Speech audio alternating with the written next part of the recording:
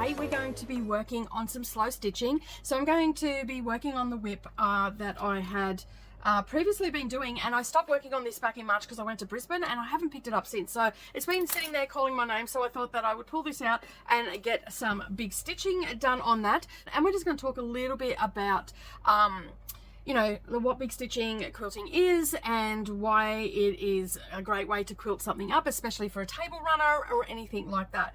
So some of you may have heard of big stitching before, and was working on this every week for a few weeks there, just before Christmas and past Christmas. And I worked on it each week on a live stream, which was a slow stitching Saturday. Unfortunately, I won't be able to do live streams for Saturdays for the foreseeable future. I might be able to slip one in here or there, but basically the situation with the family and other things that are happening around the house, Saturdays are the day that I am doing that sort of stuff. So I thought I'll pre-record these, and then that way you'll still get to see everything completed. But I thought today would be a good day to do some of this, and I can possibly do slow stitching Saturday videos with you. But essentially I'm going to do big stitch quilting. I'm going to use embroidery floss, except I'm not going to strand it. I'm actually going to just leave it as 6 strands. I'm going to use red around the Christmas trees, and I'm going to use white in the borders because I don't really want the borders to stand out. I'm using this gorgeous fabric on the back, which is absolutely stunning. And I've just what I've done, instead of using wadding, I'm just using fusible fleece. So this is fused down, but I do have to mark all around this and whatnot. All right, so I've got a friction pen. I know that a lot of people, these are quite controversial and they don't always disappear, but I'm going to be covering it with thread, so I'm not too concerned about that. You can use a fine tip chalko pencil or something along those lines. That will work too. I only have the white lead in mind, so that's why I can't use it for this, because it won't work.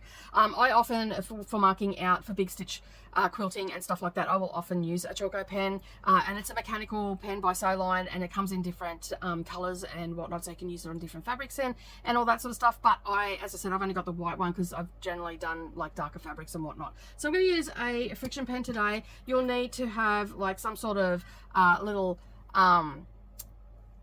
what are they called? Needle threader? Oh, words today are just escaping me. Needle threader. These are little cute ones. These are available at DD's Handmade Bags and More, our Facebook group. You can buy these there. I think they're $6 or something like that. They've got, you know, different little things on them, and they're great for, they don't break. I love these ones because they don't break, and you've got a small end and also a large end, so that works really well. And also you're going to need some needles. Of course, you're going to need thread snips as well, and your embroidery floss, but you're going to need some sort of needle. Now, my favorite needle to use for big stitch quilting is a sashiko needle, because I know it's sharp, and believe me, I know they're sharp because they get me all the time. And I find that they go through the layers really easily. And it's also got a larger eye as well, which makes it super easy to thread the embroidery cotton. Now you can use whatever color embroidery threads you want to use, but I'm going to go with the Christmas theme. If I want to do extra quilting, so say I want to go around a second time and offset it, you can do that as well.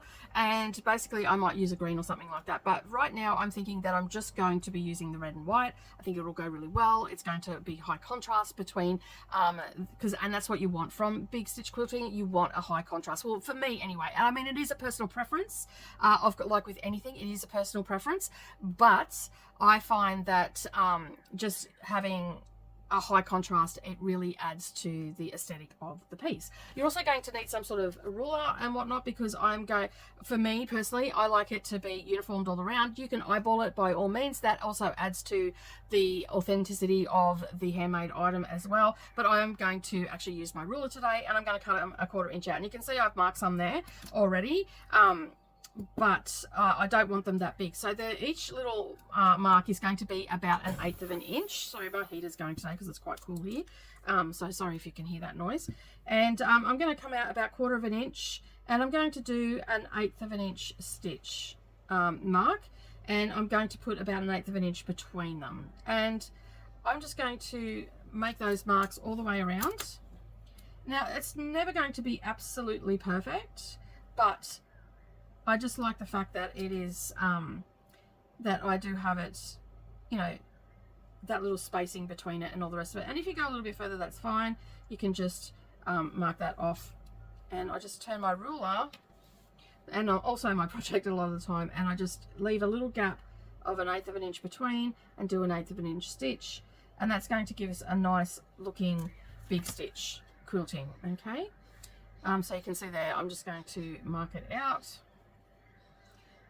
And when you get to a point of a hexagon, you want to make sure that you've got an 1/8 of an inch stitch gap, an 1/8 of an inch gap between before you go the other way. Okay, and it doesn't, as I said, it doesn't matter if you go a little bit past. I'll show you what it looks like in just a moment.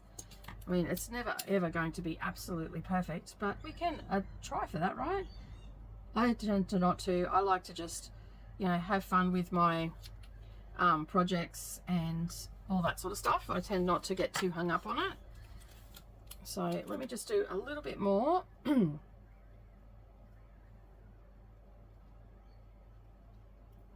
then I'll show you what it looks like. Oh, it won't be too far. Pull that stuff out of the way. So you can see there that that's what it looks like. But I'm going to go all the way around with the ruler, and that's also going to be the same for the borders as well. I'm going to do 1/4 inch away from the seam, and then that way I can have a nice nice spacing basically. And this does take a little bit of time, but it's well worth the effort, especially if you don't like it to be wonky at all. Like, a lot of people don't like that look, and that's fair enough. And so this will just help combat that, and you can just mark it all out. Oh, went a bit close to that one. And the beauty of this, you can just iron them off, and yeah. I'm getting about 3 to 4 stitches per hexagon, about 3.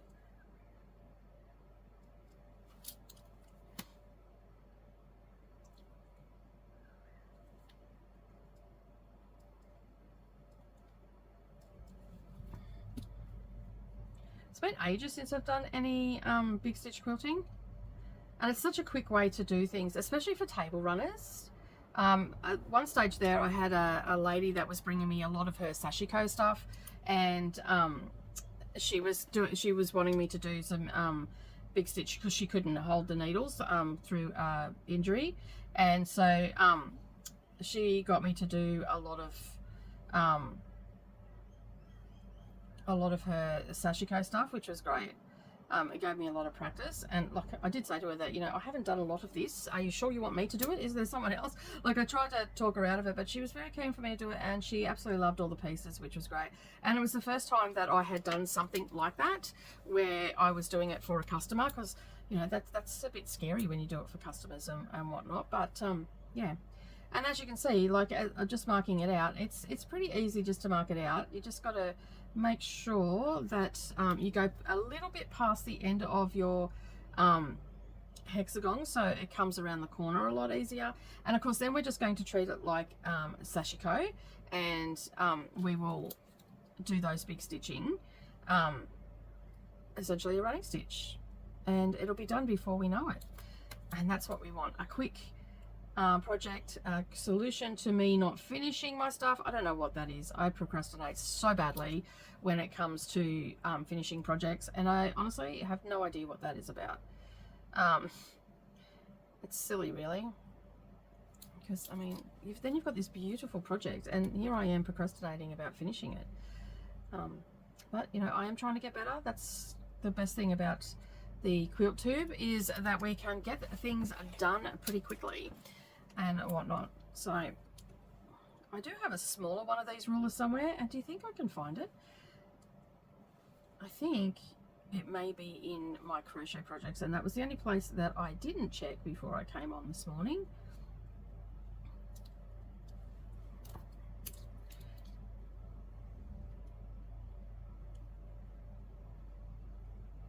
And I'm just, as I said, I'm just leaving a little space between each one, okay? And then we've come around, back around again. So now we'll be ready to stitch that down. Now, we're not going to worry about too much about the border at this point, because that will come later. I'm going to start in the center and work my way out, like with all quilting, start in the center, work your way out.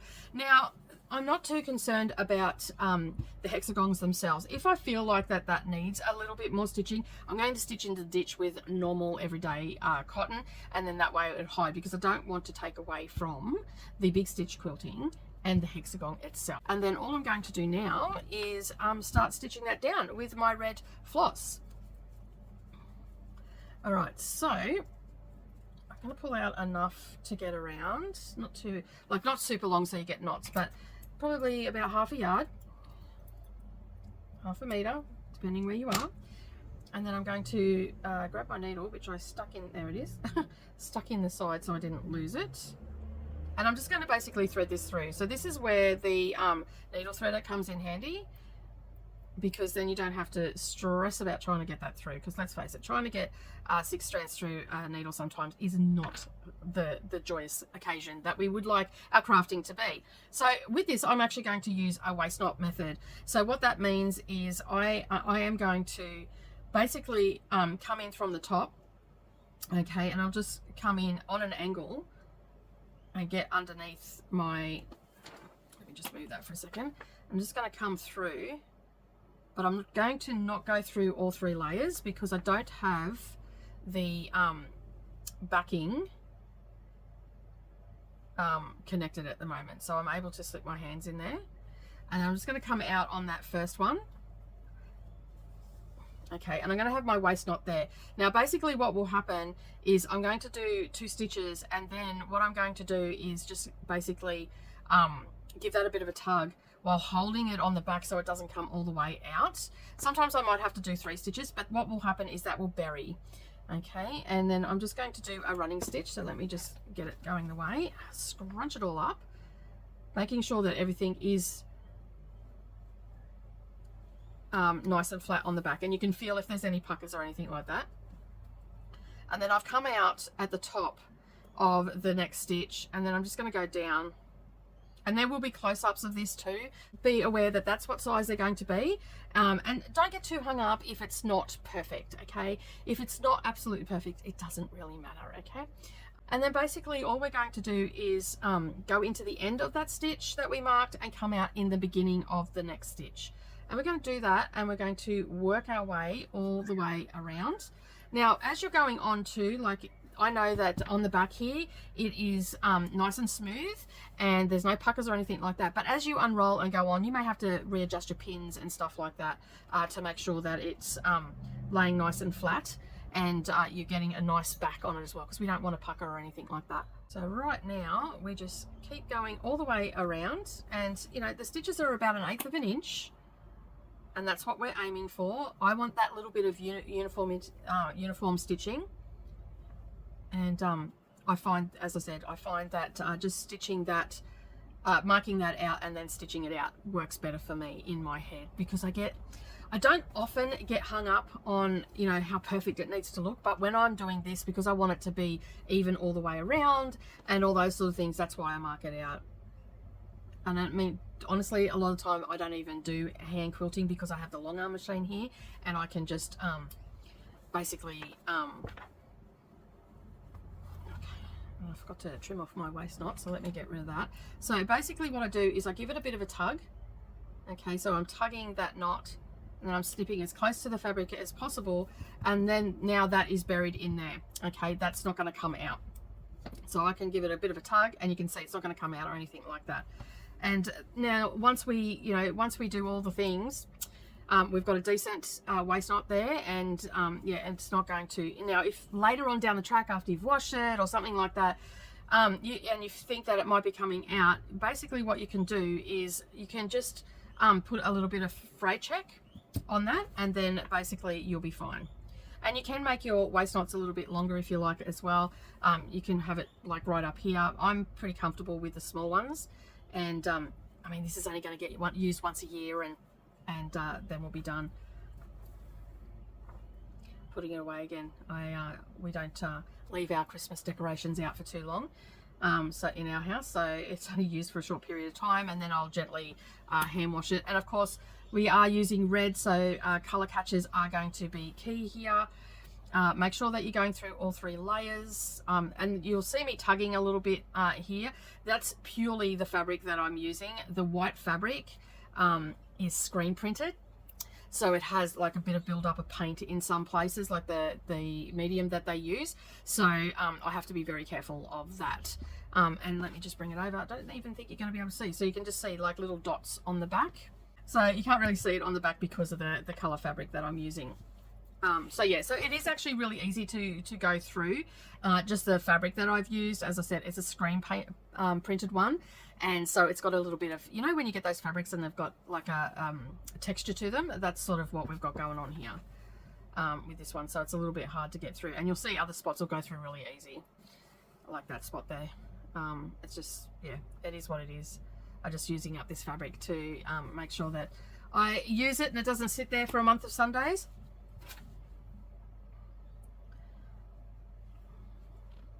I just like how I can do all of this project by hand, and that's the beauty of the big stitch quilting as well. It's so quick to do. It's easy to move on the project and all that sort of stuff, and you don't feel like you're bogged down with it. And you can do this in, like, if you wanted to do this, say, in a cream thread or a white thread, you could do that as well if you didn't really want to see it. And you can still do this larger stitching.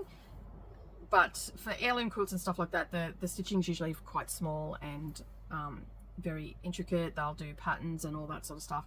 I have planned, I've wanted to do it for quite some time. A a candle wicking quilt, you know, those ones where they've got the beautiful lace and all that sort of stuff. I want to do something like that. So that's another reason why I'm really making a conscious effort to get a lot of my whips done, because I want to do some of those real fancy quilts with all the handwork on it, and I know that's going to take me ages. And I do have I'll have to check my Google Drive, but I many years ago I got a hold, there was a website, they're no longer in existence, and I can't remember what they were called now, but they had free candle wicking patterns that they were giving away, like each month as a block of the month. This paint is very tiresome. It's almost like get the pliers out.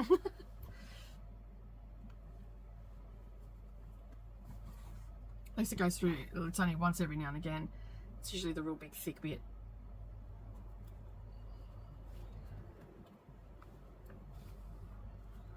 Yeah, so I think it's in the packed away underneath the long arm machine. I've got several patterns in there, but I haven't started it yet.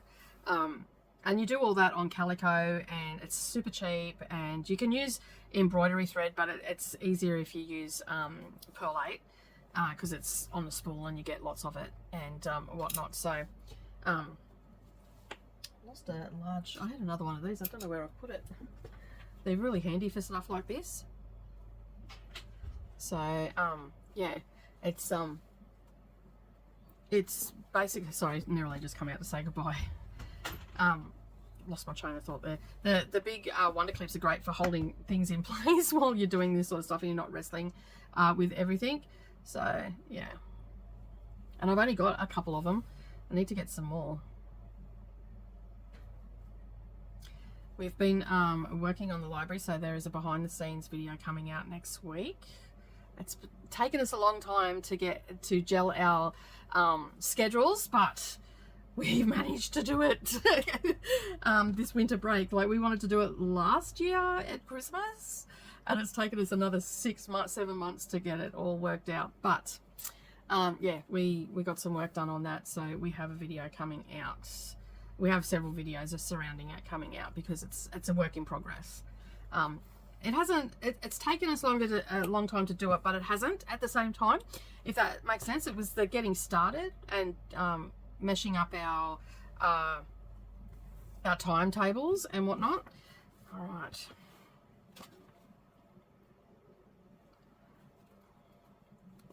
With any luck, I will have this finished either this week or next. Would be good. Got a couple of jobs on this week, so that always eats into the crafting time. I mean, I'm still crafting, but just not for fun. Well, it is fun to me. Like, that came out the wrong way. It is fun to me. It's just it's work, but it's also a great time because I'm getting to craft and make things and all that sort of stuff for people. But at the same time, it's work, you know, like, I'm not doing stuff for me, it's for everybody else. But I love it. Like, I just love that people like my products, and all that sort of stuff as well. It makes me happy. These are sharp. Watch them. And careful you don't bleed on your project like I'm going to now. Did I get myself? Nope, it's not bleeding. Nope, it's not bleeding. Cool. Sashiko needles are so sharp because they go through all the layers. They're designed to go through thickness. That's why I use them. Of course, you know, I make sure that everything is nice and flat on the back as well. And you know, you need to double check that. And it just looks like little dots on the back, so you can't really see much. The only thing that I'm not doing by hand on this is putting the binding on. I will sew that on by sewing machine, because that's going through the 3 layers plus the wadding. So you've got the 2 layers of fabric, and then you've got the wadding, but then you've got the binding, which is doubled over. And yeah, I'd like to be able to still stitch afterwards. So yeah, so there's that. So that's why I said I was going to put that on. Oh gosh,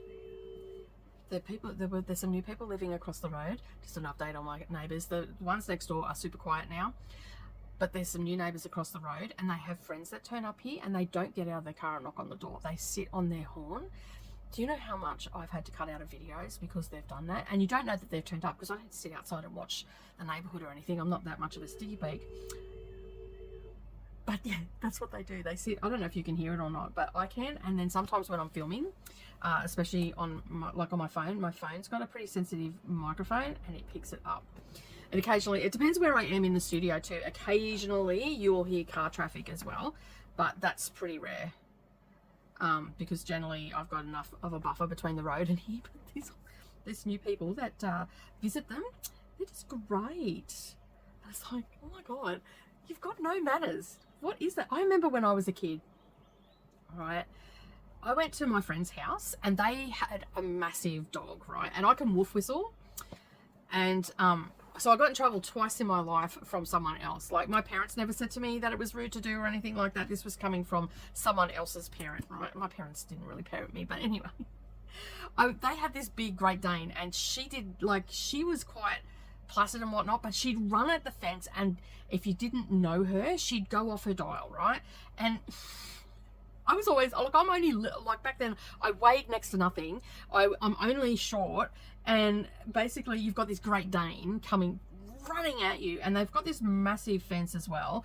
Anyway, I was too scared, and the person that lived there said, look, just whistle me and I'll hear you, because my bedroom's at the front of the house. And I'm like, yeah, cool, no worries. But their sunroom was also at the front of the house as well, and their parents used to sit in there quite a bit. Anyway, this one day I turned up at the house, and I'm at the front, and like, they knew I was coming, but they just said, look, I'm going to be inside, just wolf whistle me. And I'm like, yeah, cool, no worries. So it wasn't as though I was being rude, but anyway, oh man, I wolf whistled, and wolf whistle where you two fingers in your mouth, and it's really loud, right? I got in so much trouble off their mum. She come out and she ripped me a new one, like told me that I was a heathen, and how dare I be so rude and stand outside her house and whistle like... It just went off her head. Anyway, my friend come out and goes, Mum, I told her to do that. Stop giving her a hard time. Anyway, I was so mortified and embarrassed that I never wanted to go back to my friend's house again. And then when I got my license, a friend of mine said, oh, just come and pick me up. We were going to go out. We were going to the movies or something like that. And anyway, I went to her parents' house, and I'm out the front. She goes, I'll just toot the horn, I'll come out. It was raining. It was winter. She goes, don't get out of the car, just, and whatnot. And this was down in Wollongong, so like on the coast, and it was cold and miserable and wet and all that sort of stuff. And anyway, she goes, oh, just toot the horn. I will never, ever, ever, and I've never done it since. It was the one and only time that I tooted my horn to pick up someone.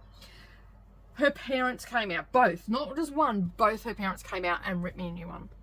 In the rain, in the cold, at night, wet, miserable, and yelled at me for being so rude. You do not pick someone up like that. You come to the door, you knock on the door, you greet the occupants of the house, and then you pick up your friend.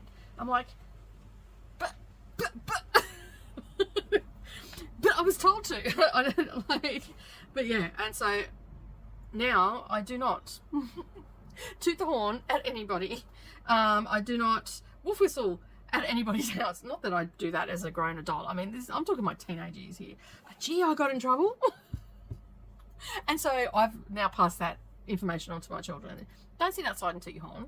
You get off your backside, you get out of the car, you come in, you knock on the door, and you say hey. You know, and if you're going to someone's house, oh my God, they're still doing it.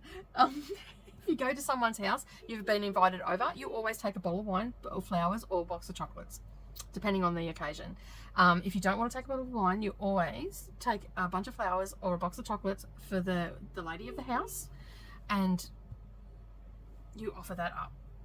That was drummed into me as a kid. Like that was something we always did. Whenever we went visiting, you always took something. And as you got to know your friends and all that sort of stuff, you know, especially if you're going to your friend's parents' house, more so than anything else. So yeah, so I've always drummed that into like my kid. And I said, even if it's just a box of biscuits, like if you're having a party, just take something on that, because you know they're feeding you and all the rest of it. The least you could do, and even if it doesn't get used, it doesn't matter. It's a gift. So, but that was drummed into me as a kid. Like even when we used to go to my parents' house and stuff like that, I always took a bunch of flowers for Mum, and because I didn't visit them very often, and I'd get Dad a bottle of port on that. So yeah, and if I go to my uncle's places or anything like that, same thing. For the lady of the house, always gets a pocket. And you don't have to get anything for the uncles or anything, just for the lady of the house. You take something. If my Uncle Stephen was single for a very long time, and so we used to just take him something, obviously, because you know technically he's the lady of the house and the man and all the rest of it. So yeah, but it's funny, and this, like, I can guarantee you that Julie is asleep.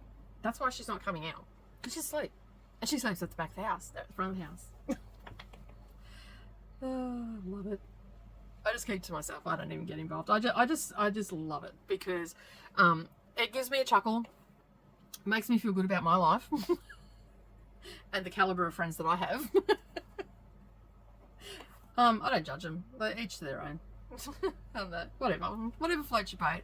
But yeah, I would never have the audacity to go out there and go, hey, can you stop tooting your horn? Brendan has, though. Brendan's gone out there and gone, you know what? Stop it.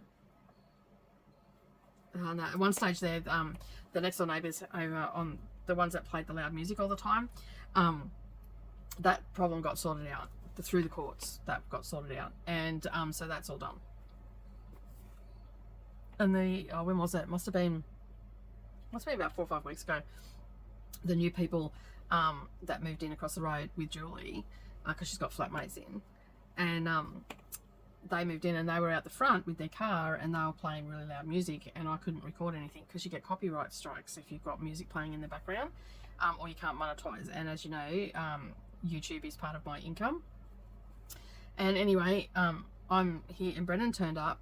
I didn't know Brendan did this. Like, I was just going to wait, because they stop. They don't do it all the time. Like, it's not a 24-hour thing. I just move the time that I'm going to, like, if it's first thing in the morning, I'll just film in the afternoon. I just shift things around. It does throw my schedule out and all that sort of stuff. Anyway, Brendan come home to during the day to get, I think he come to pick up some keys or something. Anyway, he come home and I heard he was struck, and I thought, gee, he's taking a long time to come in here, and that I was out here doing something. And he come in and he goes, I told them to cross the road, shut up with their music. I'm like, you didn't have to do that. He goes, no. He goes, you work here, you've got to, you know, be able to film and stuff like that. So I just told him, after 5 o'clock in the afternoon, have at it until 11 o'clock at night. That's fine. We don't care about that. Just don't make it a 24-hour thing. And if you can not have your music blaring during the week when Nicole's trying to film, that'd be great. So yeah, not that I have filmed that much this year, but I still have my filming schedules and stuff like that. So I've sort of taken a bit of time off the main channel for tutorials and stuff, although I am planning to get back to that. So yeah,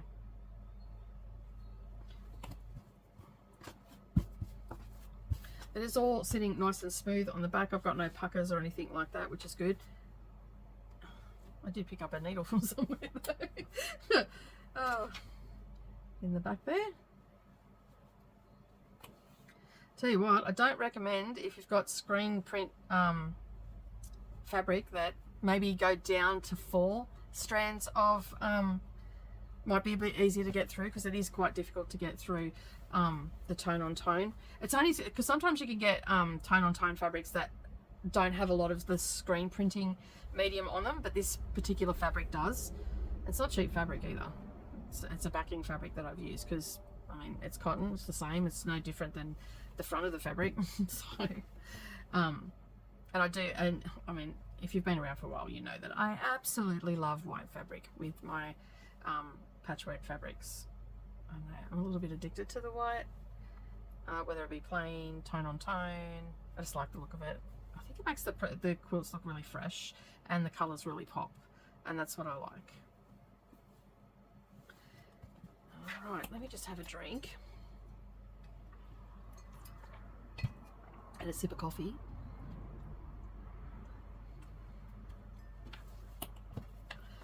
So I think I've got the first part of the library video coming out next week.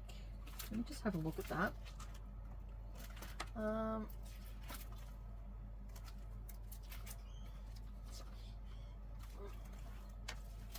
is that?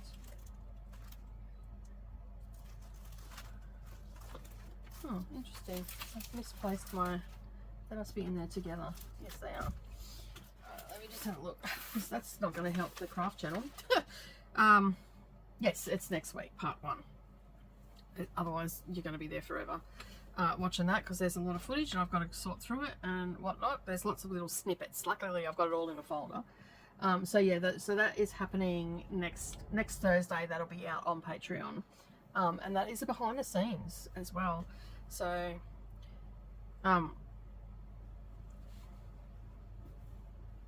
and then I had to take my cat down to the vet because she's getting desexed today, and microchipped, my little kitten. So she's at the docks today. So she'll get all sorted out, which will be good. And no more little unexpected kittens, thankfully. It's ridiculous. I actually had to get there's a lady that does rescues and stuff like that. So she is like a carer, intermediate carer for animals of all sorts. So dogs, cats, chickens, geese, anything that is furry, feathered, 4 legs, 2 legs, slithery, all the things. So she is like a carer. So if they get animals in that are injured or they're hurt or like, you know, have been orphaned and they're too young to go back out into the wild or onto new homes or whatever, she is the person that cares for them. And basically, but she also will help you get your cat desexed and all the rest of it. Now, in the South Burnett, it costs nearly $260 to get your cat microchipped and desexed. She has a vet in Logan that does it a little bit cheaper. I mean, she's got to deal with that particular vet and all that sort of stuff, but he's happy to do anybody's cats, you know, to be responsible owners and all that sort of stuff. So that's where my cat is gone today, down to for a bit of an excursion. She was dropped off last night, but I've got to pick her up this afternoon. So she's already been in for surgery and whatnot, and they will she will call me when they have finished and they're on their way home. About an hour from home, they'll give me a call, and then I'll meet them at their place and pick up little Voodoo. And yeah. Alright, so to end this, what I'm going to do is I'm just going to do a little stitch, but not all the way through. So I've got, so I don't go all the way through to the front. Okay, and it's just a little tacking stitch. So I'm stitching in the same spot, and that just creates a little tiny, I don't normally like doing little tiny knots, but I find that this is the only way that it will secure. If you've got a better way, I'm open to it, but then I'm just going to slide between the layers, and I'm just going to, went too far, hang on a sec. I'm going to go back down in where it was. The only problem with the big stitch quilting too, you've got the 6 strands, so it can get a little bit tricky towards the end because you've handled it so much. Right. So I go down as close as I can to the knot without going through all the 3 layers, and I'll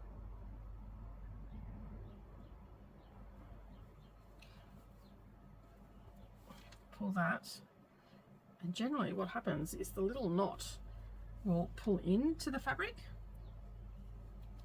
and then I can just trim that off, and then that's buried. Alright, so there you go. So that is our first Christmas tree done.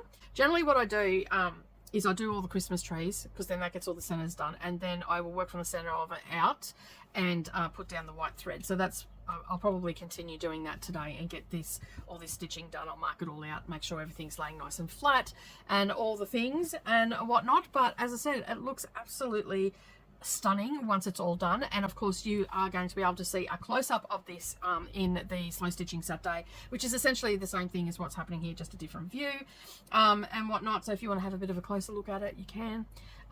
But yeah, I'm pretty happy with the decision that I made on this, and it's very reminiscent of a sashiko. But I'd just like to say thank you very much for joining me today. I really do appreciate you being here. Leave me a comment down below and let me know what you worked on or what plans you've got for the week and what you're going to be working on for the week, because I always love to know that.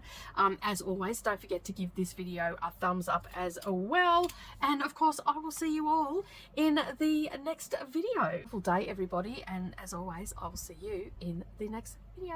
Bye for now.